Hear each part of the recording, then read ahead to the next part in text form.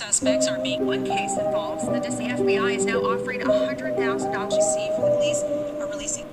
Welcome to Misty Mysteries, a true crime and paranormal podcast. Today I'm going to tell you about an encounter a young man had in the 70s. It was winter in Chicago when the young man was walking home from work late at night. A man in a car pulled up beside him asking, "Hey, do you need a ride somewhere?" The young man replied no to the man and kept walking. The man in the car pulled up to him again and asked, "Are you sure you don't need a ride? It's really cold out. I don't mind dropping you off somewhere." The young man replied back to him, "No thank you," and the man in the car drove away. The young man didn't think much of it till later when he heard a voice of the man again on TV. The man who was offering him a ride was John Wayne Gacy. John Wayne Gacy was an active serial killer in the 1970s who killed and assaulted 33 young men.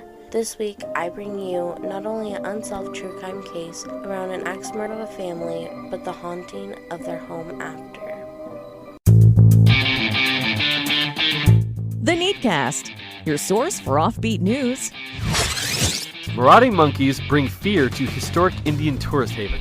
These monkeys have gotten aggressive. Anytime you hold a package in their hand, they'll come up and they'll snatch it from you. Like gang members. Like, take your chain. Oh my god. Hot takes on sports. Drew Brees is a legend. How dare you? He is, but he's done.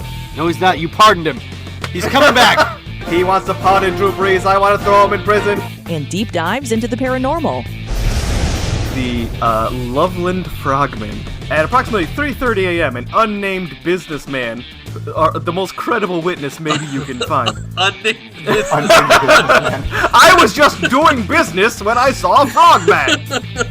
Join us every Monday and let's talk some bullshit. Available on Apple Podcasts, Spotify, and all your favorite podcasting apps. Josiah B. Moore and Sarah Montgomery Moore lived in a 3-bedroom, 1-bathroom home in Villisca, Iowa, with their 4 children: Herman, the oldest, born in 1901, Catherine, the second, born in 1903, Boyd, the third, born in 1906, and the youngest, Paul, born in 1908. The family was very close to their neighbors, who had 9 children, but most of all, Catherine's best friends were the 2 daughters of the neighbors, Lena and Ina Stillinger. On Sunday, June 9th, 1912, the Moore family and the Stillinger girls were going to an annual event called the Children's Day Program at their church, the Presbyterian Church. Sarah Moore planned this event. The event started at 8 p.m. and ended at 9:30 p.m. The Moore family and the Stillinger girls walked 3 blocks from the church to the Moore home on the dark street due to the streetlights being out, arriving at their home at around 10 p.m. Josiah and Sarah offered the girls to have a sleepover with Catherine that night since it was already so late. Josiah and Sarah slept in their regular bedroom upstairs. The Moore children slept in their shared bedroom upstairs next to their parents, and the Stillinger girls slept in a guest bedroom downstairs near the living room. And it seemed the Moore family and the Stillinger girls went to bed after getting home. But something was off when their neighbor Peckham noticed the Moore family hadn't started their day at their usual 5 a.m. time. Mary went about her day feeling a bit worried when 7 a.m. came around and the family hadn't let their chickens out, untied their livestock, or made any noise. She went over to the house to check on the Moore family. She knocked on the door with no answer, tried to open the door, but it was locked. She then went around to the backyard, let the chickens out, and checked on the livestock. She called for help, calling Josiah's brother, Ross Moore. Ross Moore arrived at the home to find Mary waiting for him. He knocked on the door, shouted, and even tried to look in the windows. With no response, he found a key to open the door. Ross went through the living room to the downstairs bedroom. When he opened the bedroom door, he saw 2 bodies in the bedroom, covered with sheets and blood-stained clothes. He returned to Mary, who was waiting on the porch, and he told her to call the sheriffs. The city marshal, Hank Horton, arrived on scene to find 8 people dead in the home. Lena Stillinger, age 12, Ina Stillinger, age 8, in the downstairs bedroom. Herman Moore, aged 11, Catherine Moore, aged 9, Boyd Moore, aged 7, Paul Moore, aged 5, in their shared bedroom upstairs. Josiah Moore, aged 43, Sarah Montgomery Moore, aged 39, in their bedroom. In a small town, the news travels fast, and the neighbors and the members of the town arrived at the Moore home to see what was happening. Police could not control the number of people who were there to look, and they took over the home. People were going through the home, looking at the bodies. At noon that day, the National Guard came in to secure the scene. When the investigators were finally able to investigate the home, they found the murder weapon leaning on the wall in the room where the Stillinger girls were attacked. An axe belonging to Josiah was partially wiped off with blood left over. Beside it was a 2-pound slab of bacon. All windows in the home were covered by curtains, besides 2 that were covered by the Moore family's clothes. And all the mirrors in the home were covered. In the upstairs bedroom, there were marks on the ceiling from the upswing of the axe. In Josiah and Sarah's room, one of Sarah's shoes was found on Josiah's side of the bed, with blood inside and underneath it. Downstairs, a plate of uneaten food was on the table, alongside a bowl of bloody water. A piece of broken watch chain was found on the floor in the room the Stillinger girls were sleeping in. All the victims' time of death was said to be around midnight by the doctor on scene. The cause of death was blunt force trauma to the head. All the victims were asleep during their attacks, besides Lena Stillinger, who was found with defensive wounds on her legs and arms, along with her dress exposing her,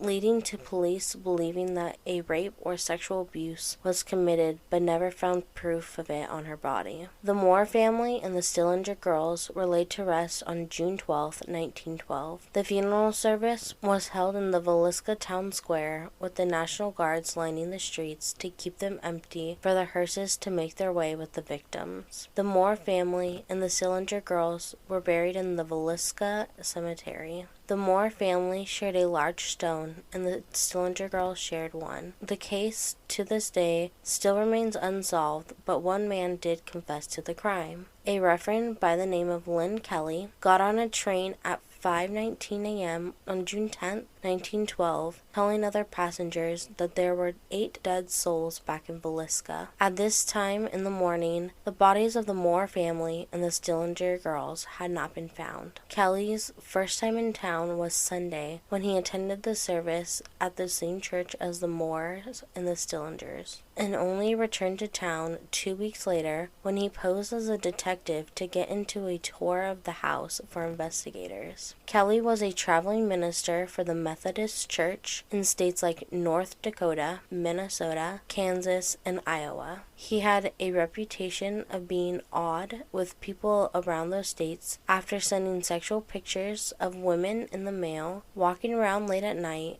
and gaining the label of a peeping Tom. Kelly was indicted for Lena Stillinger's death, and while he waited in jail, he was questioned the whole summer of 1917. On the morning of August 31st, Kelly signed a confession to the murders of the Moore family and the Stillinger girls, saying, quote, "God had whispered to him, 'Suffer the children unto me,'" end quote. On trial on September 26, he recanted his confession, leading to a jury deadlock, and after a change of jury, was acquitted for the murders. Police at the time also looked at Josiah Moore's ex-boss, Frank F. Jones, that had a bad past with Josiah after he quit his store to open up his own right down the street with similar products, as well as 2 killers, William Mansfield and Henry Lee Moore, that had very similar crimes to the murders of the Moore family and the Stillinger girls, down to cloths over the mirrors and sheets over their faces. I would like to note Henry Moore has no connection to the Moore family.